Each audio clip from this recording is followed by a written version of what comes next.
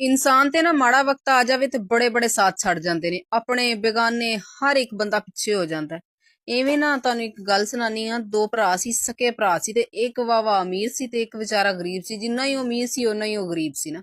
ਉਹਨੂੰ ਬੜੀਆਂ ਗੱਲਾਂ ਕਰਨੀਆਂ, ਤੂੰ ਕੁਛ ਨਹੀਂ ਕਰ ਸਕਦਾ, ਤੂੰ ਜ਼ਿੰਦਗੀ 'ਚ ਕੁਛ ਨਹੀਂ ਬਣ ਸਕਦਾ, ਐਵਰੀ ਟਾਈਮ ਉਹਨੂੰ ਤਾਨੇ ਮਾਰਨੇ। ਉਹ ਵਿਚਾਰਾ ਨਾ ਅੱਕ ਕੇ ਇੱਕ ਦਿਨ ਘਰੋਂ ਨਿਕਲ ਗਿਆ। ਉਹਨਾਂ ਦਾ ਲਾਨਤ ਭੇਜੋ ਇਹਨਾਂ ਤੇ, ਇਹਨਾਂ ਨੇ ਨਹੀਂ ਮੈਨੂੰ ਜੀਣ ਦੇਣਾ। ਜਦੋਂ ਘਰੇ ਨਿਕਲਦਾ ਨਾ ਤੇ ਜਾਂਦਾ ਦੂਰ ਦਰਾਜ਼ ਵੇਂਦਾ ਇੱਕ ਜਗ੍ਹਾ ਤੇ ਨਾ ਮਕਾਨ ਪੈ ਰਿਹਾ ਹੁੰਦਾ, ਮਿਸਤਰੀ ਲੱਗੇ ਹੁੰਦੇ ਨੇ। ਉਹ ਖੜੋ ਕੇ ਵੇਖਣ ਲੱਗ ਪੈਂਦਾ। ਉਹ ਮਿਸਤਰੀ ਇਧਰੋਂ ਕੰਧ ਕਰਕੇ ਜਾਂਦੇ ਨੇ ਤੇ ਦੂਸਰੇ ਪਾਸੇ ਜਦੋਂ ਕੰਧ ਕਰਦੇ ਨੇ ਤੇ ਕੰਧ ਡਿੱਗ ਪੈਂਦੀ ਹੈ।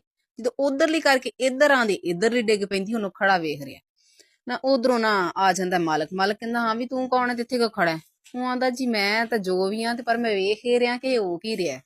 ਤੇ ਉਹ ਮਾਲਕ ਉਹਨੂੰ ਕਹਿੰਦਾ ਕਿ ਤੂੰ ਕਿੱਥੇ ਚੱਲਣਾ? ਉਹ ਆਂਦਾ ਜੀ ਬਸ ਮੈਂ ਨਾ ਕਿਸਮਤ ਅਜ਼ਮਾਨ ਨਿਕਲਿਆ ਕਿ ਮੇਰੀ ਕਿਸਮਤ ਕੀ ਏ। ਇੰਜ ਕਰਕੇ ਮੈਂ ਬਹੁਤ ਪਰੇਸ਼ਾਨ ਆ ਤੇ ਮੈਂ ਨਾ ਇਸ ਦੁਨੀਆ ਤੋਂ ਅੱਕ ਗਿਆ ਤੇ ਹੁਣ ਮੈਂ ਬਸ ਨਾ ਕਿਸਮਤ ਅਜ਼ਮਾਉਂਦਾ ਫਿਰਦਾ। ਹੁਣ ਉਹ ਮਾਲਕ ਉਹਨੂੰ ਕੀ ਕਹਿੰਦਾ ਕਿ ਚੱਲ ਤੂੰ ਕਿਸਮਤ ਅਜ਼ਮਾਨ ਤੇ ਚੱਲਣਾ ਹੈ ਤੇ ਸਾਡਾ ਵੀ ਕੋਈ ਸੋਲੂਸ਼ਨ ਕੱਢ ਲਈ, ਚੱਲਾ ਤਾਂ ਤੂੰ ਹੈਗਾ।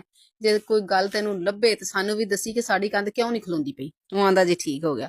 ਉਹ ਨਾ ਹੀ ਗੱਲ ਕਰਕੇ ਟੁਰ ਪੈਂਦਾ। ਅੱਗੇ ਜਾਂਦਾ ਉਹਨੇ ਨਾ ਦਰਿਆ ਅਬੂਰ ਕਰਨਾ ਹੁੰਦਾ, ਦਰਿਆ ਕ੍ਰਾਸ ਕਰਨਾ ਹੁੰਦਾ। ਉੱਥੇ ਉਹਨੇ ਕਛਵਾ ਮਿਲਦਾ। ਕਛਵਾ ਉਹਨੂੰ ਪੁੱਛਦਾ ਹਾਂ ਵੀ ਕੌਣ ਤੇ ਕਿੱਧਰ? ਉਹ ਆਂਦਾ ਯਾਰ ਕਿੱਧਰ ਜਾਣਾ, ਕਿਸਮਤ ਅਜ਼ਮਾਨਾ ਫਿਰਦਾ।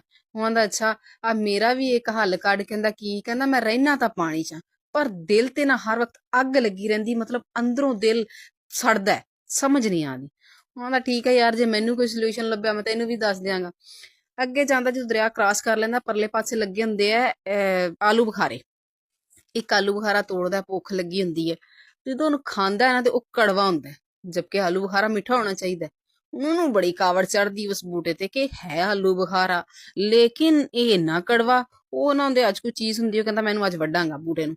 ਮੈਂ ਖਾ ਰਿਹਾ ਕੜਵਾ, ਕੋਈ ਹੋਰ ਖਾਏਗਾ ਤੇ ਮੈਂ ਇਹਨੂੰ ਰਹਿਣ ਨਹੀਂ ਦੇਣਾ। ਉਹ ਜਦੋਂ ਉਹਨੂੰ ਵੱਢਣ ਦੀ ਕੋਸ਼ਿਸ਼ ਕਰਦਾ ਨਾ ਤੇ ਬੂਟੇ 'ਚ ਆਵਾਜ਼ ਆਉਂਦੀ ਹੈ ਕਿ ਯਾਰ ਮੈਨੂੰ ਕਿਉਂ ਵੱਢ ਰਿਹਾ?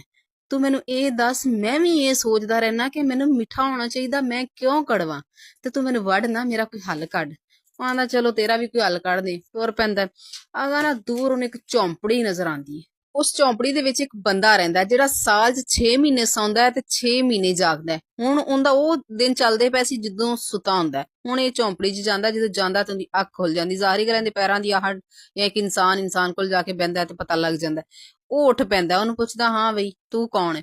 ਮੈਨੂੰ ਸਾਰਾ ਦੱਸਦਾ ਹੈ ਕਿ ਇੰਜ ਕਰਕੇ ਮੈਂ ਬਹੁਤ ਗਰੀਬ ਬੰਦਾ ਤੇ ਮੈਨੂੰ ਨਾ ਦੁਨੀਆ ਵਾਲੇ ਜੀਣ ਨਹੀਂ ਦਿੰਦੇ, ਮੈਂ ਬਹੁਤ ਪਰੇਸ਼ਾਨ ਆ ਤੇ ਕਿਸਮਤ ਆਜ਼ਮਾਦਾ ਫਿਰਦਾ। ਉਹਨੂੰ ਕੋਈ ਬਜ਼ੁਰਗ ਸੀ, ਉਹਨੇ ਕਿਹਾ ਠੀਕ ਹੈ ਤੂੰ ਜਾ, ਅੱਜ ਤੋਂ ਤੇਰੀ ਕਿਸਮਤ ਖੁੱਲ ਗਈ।